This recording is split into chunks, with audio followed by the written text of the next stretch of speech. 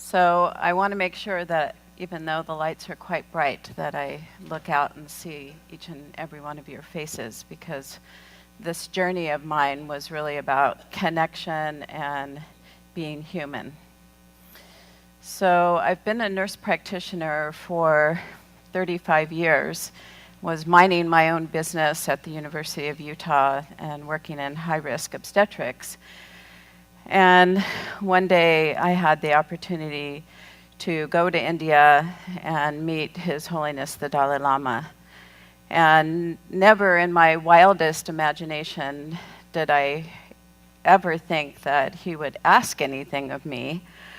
But at the end of our hour-long conversation, he looked at me and said, "You're a nurse, right?" And I said, "Yes." And he said, "You work in maternal health?" "Yes." He said, "My mother had 16 children and 8 of them died. You must go to Tibet and help the women and children who are dying there." And I thought, wow, okay. He must not really mean that. And I journeyed back to my university and kind of put it behind me. And a few months later, I received a letter from the Ministry of Health in Dharamsala, India, asking me to please return, which I did. And they said, "His Holiness meant what he said. You need to go to Tibet and help the women and children." And at that time, Tibet was closed to the outside world. And I said, "Well, how can I do that? How will I even be able to get a permit to enter Tibet?" And His Holiness said to me, "On the path of service, all doors will open." Wow, I had no idea, what that really meant, or the challenges that I would face along that journey. And indeed, he was right. I found a doctor in Lhasa who got a permit for us, myself and some other doctors, to enter Tibet. And I started hearing story after story after story of women dying in childbirth. And although I worked at the University of Utah, and that was what I did every day, I had no idea that globally, every 90 seconds, somewhere around the world, a woman is dying in childbirth. And another 45 million women each year deliver without the assistance of a skilled birth attendant.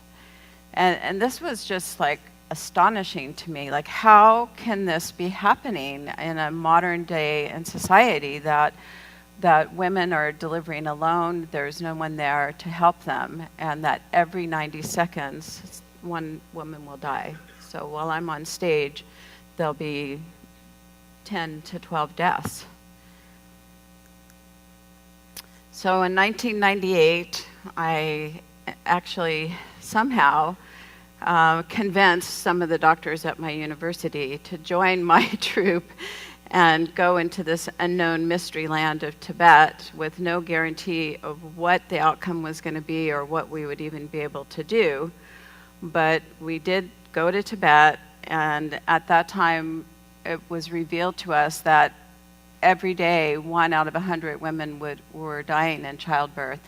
And even more profound was 1 out of 10 babies. And it's like, 1 out of 10 babies? Really? How can that happen?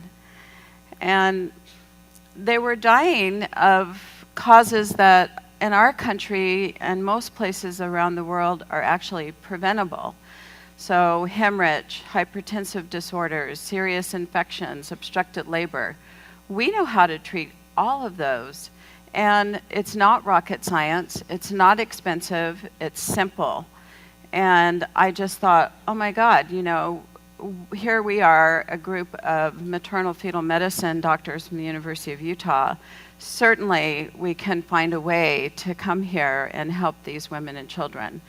And what we found is that over 95% of the women were delivering alone in like the cowshed or outside.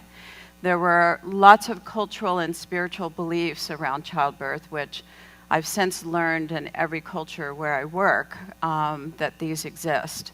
And as an example, why they delivered outside is they believed that the blood of childbirth was polluting, and that if a woman delivered within the home, that the pollution would bring bad spirits, and the spirits would attack them and make them sick and make their baby sick.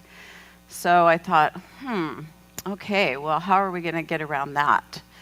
And we sat with the people and respected them and thought, okay, we're not going to ask them to adapt to our ways, we're going to adapt to their way, their beliefs.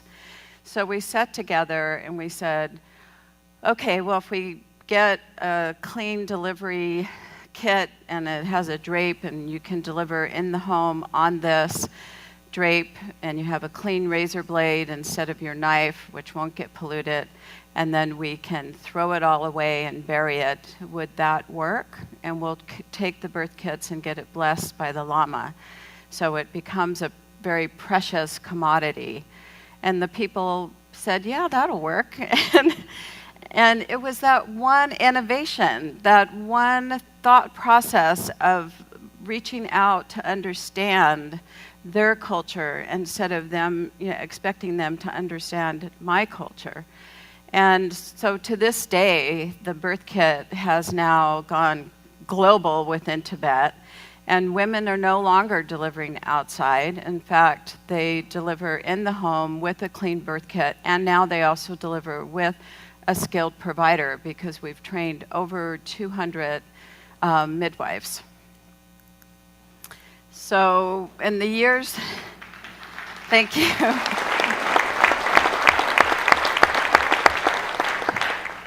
So our time in Tibet, I knew it was always going to be very precious and limited because of the political tensions. And even David described some of those with adopting and bringing his daughter to the US that was Chinese. 2008, there was a political uprising, and we actually had to leave Tibet. And like all things, something good usually comes out of something really bad, which, because of that one moment in time, our model now has gone global. But while we were in Tibet, we were able to reduce maternal mortality to zero, no maternal deaths in 2008. This was remarkable. And newborn deaths dropped from 10 to 3%. People ask me, well, how did you do that? And I said, we went to the people, we lived with them, and we loved them. And we helped them to come up with ways to address their own problem. Because there's no one in this room and no one around the world that wants their mother, daughter, sister to die in childbirth. And people have come back to me and said, well, how did you make it sustainable? And I'm like, losing a community member or someone in your family is a pretty highly motivating factor. So they wanted to do this. I mean, it was an easy, simple thing to do. After I left Tibet, we went to work with the Tarahumara Indians in the state of Chihuahua, Mexico. And we just transitioned out. It's now being run by a local foundation that came to me and said, we want to do this ourselves, so we'll hire your staff, and we have the money, so we're going to do it. And we had no maternal deaths. We've been in Nepal now for 4 years, and in that 4-year period of time, in a much larger population, we have seen the same results. We have reduced maternal mortality by 86% and newborn by 60%. And I want to tell you that before I came, I called my office in Nepal, and there's been no maternal deaths this year in 2 of the most challenging districts of Nepal. So I'm just thrilled.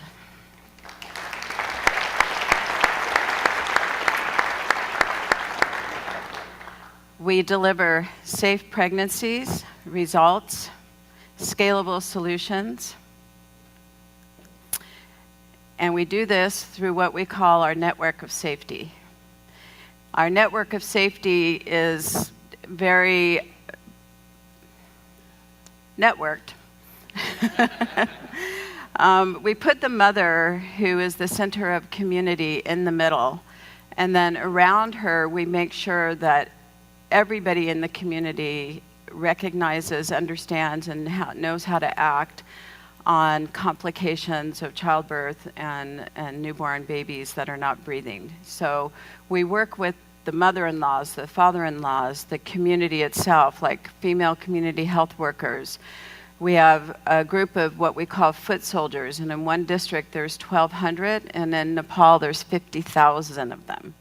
And they are our foot soldiers of change. They go out, they make sure every single pregnant woman gets care. We make sure there's trained midwives so women don't deliver alone. We make sure the hospital, as a referral center, has what they need to provide the services. And we drive change at the government level. And not all international aid organizations go in and work with the government. It is more complicated and tedious, but I feel it's the only way to make sustainable, scalable changes.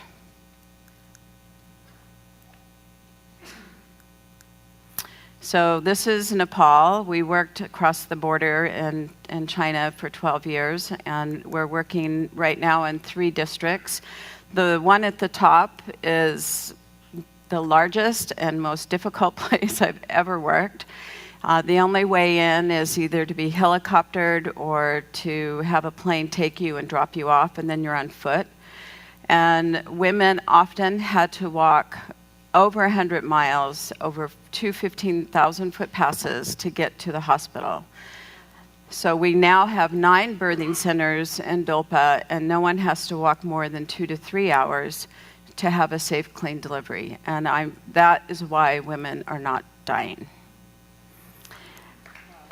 Thank you. So our scale-up plan, which everybody always talks about with innovation, is to go to 35 more districts in Nepal. And these are all places that have no maternal child health services. So it's a blank canvas where if we don't do it, no one else will.